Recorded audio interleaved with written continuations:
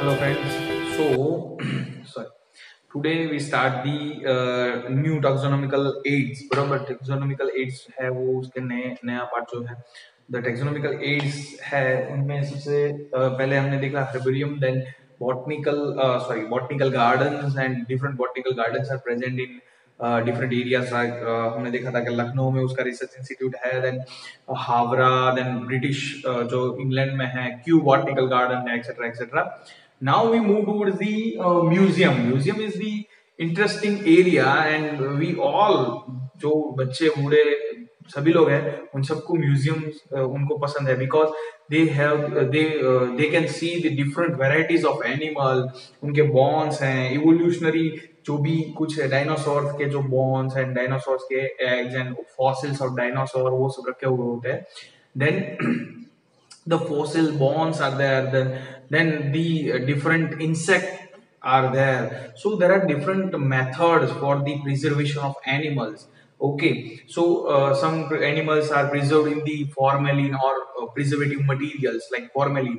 In some animals है जो अगर मर चुके हैं, then we can stuff it with the help of cotton and borax powder, and then we stitch them and their skin is there, and वो हम एक स्टफ्ड एनिमल का जो पूरा एनिमल है वो स्टफ्ड एनिमल हम देख सकते हैं म्यूजियम में. देन सेकंड थिंग, म्यूजियम के अंदर आप बॉन्स हैं या इंसेक्ट भी पिन किए जाते हैं. अगर आप वहां पे इंसेक्ट बॉक्स होता है जहाँ पे डिफरेंट टाइप के इंसेक्ट हैं उनको पिनिंग किया जाता है कि डिफरेंट इंसेक्ट रखे जाते हैं. सो हमारे एरिया में या हमारे गुजरात में इंडिया में काफी सारे म्यूजियम्स हैं जिसमें आपने म्यूजियम में देखा हो तो डेड एनिमल्स भी रखे जाते हैं, उनका स्केलेटन होता है. देन लाइव एनिमल्स भी होते, लाइव मीन्स स्टफ्ड एनिमल्स भी होते हैं. देन उनके फॉसिल्स भी होते हैं. ये सारी चीजें म्यूजियम में होती है और म्यूजियम सबको पसंद आता है बिकॉज म्यूजियम में मजा आता है सबको देखने में. Second thing, how can you use the museum और म्यूजियम या जो स्केलेटन्स हैं या फॉसिल्स हैं इवोल्यूशनरी एविडेंस हैं वो आप यूज कर सकते हैं in this study purpose. Okay, if you want to study about evolution, you just go to the museum and see the fossil structure and egg of the dinosaur or skeleton of dinosaur and structure of dinosaur. Then you can assume the morphology of that animal or morphology of that different animals to जो in short है वो सब आप देख सकते हो museum में. उनका बॉन स्केलेटन आप स्टडी कर सकते हो, रिसर्च पर्पज से आप स्टडी कर सकते हो. So museums are helpful in identification of animal. अगर जिसने कभी एनिमल देखा ही नहीं है तो they can see in the museum. Okay, so museums are important in the purpose of studying in taxonomy and identification both. Okay, systematic theory. Now zoological parks. So zoological parks are also interesting and fun area. rather fun area तो नहीं कह सकते लेकिन उसमें fun करना नहीं होता है.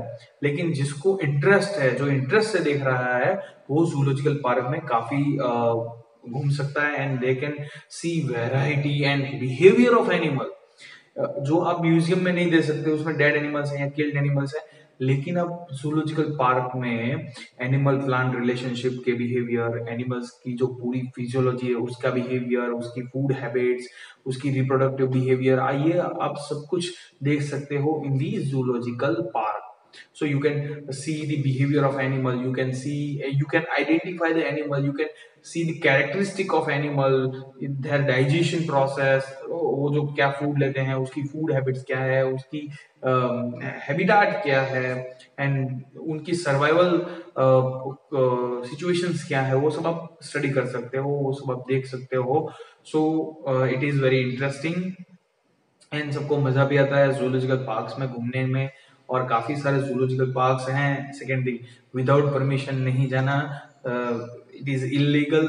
और इस पार्क के लिए भी काफी सारे परमिशन चाहिए, उसके लिए काफी सारे ह्यूमन आवर्स चाहिए और गवर्नमेंट उसमें इन्वॉल्व होती है. सो ये पूरा लीगली होता है. ओके, सो जूलॉजिकल पार्क्स इसमें ऐसे एनिमल्स भी रखते हैं जो एंडेंजर्स है या क्रिटिकली एंडेंजर है, या फिर ऐसे शेड्यूल के एनिमल्स हैं जो कभी भी एक्सटिंक्ट हो सकते हैं, ऐसे एनिमल्स को रखा जाता है, उसकी ब्रीडिंग कराई जाती है और उससे नए एनिमल्स भी बनाए जाते हैं। इन एनिमल्स को, इन शॉर्ट एनिमल्स का कल्टीवेशन, जैसे प्लांट कल्टीवेशन होता है, एनिमल्स को रख के उनको अच्छा फूड या हैबिटेट देके उनका सर्वाइवल रेट अच्छा कर सकते हैं और उनका रिप्रोडक्शन रेट बढ़ा सकते हैं। Okay, so this is Guruji park museum, and now the last topic of this chapter is की। व्हाट इज की? इट इज अ टेक्सोनॉमिकल की, मींस टेक्सोनॉमिकल एड्स के अंदर आप अगर आपको हेल्पफुल कोई हेल्प चाहिए टेक्सोनॉमी सीखने में, तो these are the keys. So what about keys? Keys means you can see the characteristic of, मैं पहले से बोलते आ रहा हूं कि if you want to classify any animal, you just see the characteristic of that animal. Okay, आप उस एनिमल के कैरेक्टर्स क्या है वो देखिए। Okay, if the characters are different, और अगर आपको ऐसा लगता है कि ये जो कैरेक्टर्स हैं दीज आर डिफरेंट कैरेक्टर्स और similar characters, there are different couplets of characteristic. Okay, उनके कपलेट्स होते हैं। अगर आप एक कैरेक्टर को देखिए और एक एनिमल में वो कैरेक्टर सिमिलर है तो उसको अलग कीजिए, एक में अपोजिट है तो उसको अलग कीजिए। So you just C different characteristic, similar characteristic, opposite characteristic. Okay, for an example, we have four limb tetrapods हैं हम, हमारे अंदर four limbs होते हैं। Okay, anterior दो और posterior दो। So the animals who have the four limbs converted into their wings. So जिसके पास wings है so वो अलग है, जिसके पास wings नहीं है वो सब अलग है। Okay, so according this type of characteristics, we can classify and we can identify the different characteristic. Now मैंने जैसे बोला कि similar characteristic है, opposite characteristic, so each and every taxa have a different characteristic keys. For an example, if I am talking the joint appendages are present in arthropoda, so joint appendages are the special character for only arthropoda. Okay, second thing कि I am talking about mollusca, so मैं जब भी बोलूंगा कि the mental is present, so वो special character है mollusca के लिए। So mental is, when the mental is present, it is a special character for mollusca. So each and every genera, each and every species, family, phylum या order या class, whatever, kingdom, so उन सब के लिए एक specialized characteristic है। अगर वो characteristic, this is the key. If this is the character is this, then this is this phylum or that phylum, whatever. अगर ये कैरेक्टर है तो वो इस फाइलम के लिए ही है। ओके, इसी तरह से काफी सारे आपको ग्राफ है, मोनोग्राफ है, कैटलॉग्स हैं, या काफी सारे आपको ऐसी चीजें मिलेगी जो आप हेल्पफुल है फॉर क्लासिफिकेशन। काफी सारे ऐसे चार्ट हैं जो आप, ग्राफ्स हैं जो आप यूज कर सकते हो इन द क्लासिफिकेशन, कैटलॉग्स है जो आप यूज कर सकते हो क्लासिफिकेशन में, कि अगर मुझे ये एनिमल मिला है, उसका ये कैरेक्टर है, तो ये इस कैरेक्टर से सिमिलर है, no then remove it, then अगर सिमिलर है तो उसके साथ कंपेयर करो, उसमें उसको ऐड करो, देन फर्दर उसका ऑर्डर देखिए, देन उसकी फैमिली देखिए, देन उसकी जेनस देखिए, देन उसकी स्पीसीज देखिए। ऐसे ऐसे आप एनिमल्स को अलग करते जाएंगे, उसका आइडेंटिफिकेशन करते जाएंगे, तो आपको ऑटोमेटिकली उनकी की मिलती जाएगी। So these characteristics, these catalogs and these graphs are helpful to classify and identify for animals. So these are the keys of taxonomical aids, और taxonomy करने के लिए आपको जो helpful है, these are the keys. Okay, and with help of these keys, you can identify and classify the animals. Okay, so यहाँ पे chapter complete होता है। Now you are aware about the different taxas, different taxonomical features, how to write the scientific name, the rules of scientific name.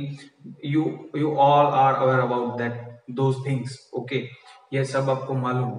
Okay, so in next lecture we will start the new chapter, second chapter, जिसमें थोड़ा classification है, कि आपने देखा है कि ये classification taxa है। अब कौन सा क्लासिफिकेशन, कहाँ पे एनिमल, कहाँ पे है प्लांट, कहाँ पे है फंजाई, कहाँ पे है बैक्टीरिया, कहाँ पे है, उन सब का क्लासिफिकेशन हमें देखना है नेक्स्ट सेकंड चैप्टर में। ओके, सो यहाँ तक रखता हूँ मैं। फर्स्ट चैप्टर यहाँ पे कंप्लीट हो चुका है।